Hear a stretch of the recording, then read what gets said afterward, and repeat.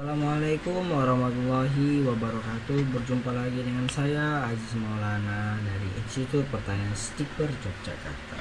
Pada video kali ini saya akan membahas mengenai gelombang elektromagnetik yang ada di dalam remote sensing. Oke guys, langsung saja kita simak videonya. Pengertian gelombang elektromagnetik. Gelombang elektromagnetik merupakan bagian dari spektrum yang kontinu. Gelombang elektromagnetik dibentuk oleh dua komponen magnetik serta dipengaruhi oleh sifat elektrik dan magnetik dari objek yang berinteraksi dengan gelombang elektromagnetik. Nah, salah satu sumber utama energi dalam penginderaan jauh atau remote sensing adalah radiasi gelombang elektromagnetik. Gelombang elektromagnetik adalah suatu bentuk dari energi yang hanya dapat dinikmati melalui interaksinya dengan suatu objek. Wujud dari energi ini dikenal sebagai sinar tampak, sinar X, inframerah, dan gelombang mikro. Nah, adapun salah satu contoh yang pertama dalam penggunaan gelombang elektromagnetik terhadap remote sensing itu menggunakan tenaga matahari yang biasanya dinamakan penginderaan jauh sistem pasif.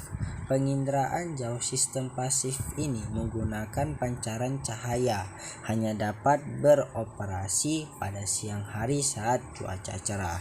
Penginderaan jauh sistem pasif yang menggunakan tenaga pancaran tenaga termal dapat beroperasi pada siang maupun malam hari. Citra mudah pengenalannya pada saat perbedaan suhu antara tiap objek cukup besar. Kelemahan penginderaan jauh sistem ini adalah resolusi spesialnya semakin kasar karena panjang gelombangnya semakin besar. Adapun contoh penggunaan gelombang elektromagnetik dalam remote sensing yang kedua yaitu menggunakan sumber tenaga buatan atau biasa dinamakan penginderaan jauh sistem aktif. Penginderaan sistem aktif sengaja dibuat dan dipancarkan dari sensor yang kemudian dipantulkan kembali ke sensor tersebut untuk direkam.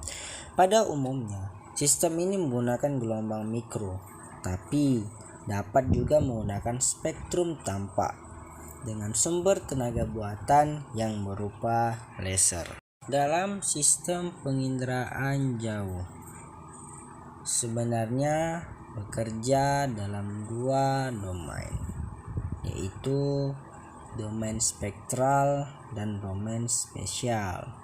Apabila pada suatu luasan tertentu terdapat beberapa jenis benda, maka masing-masing benda akan memberikan pantulan dan atau pancaran elektromagnetik yang dapat diterima oleh suatu sensor.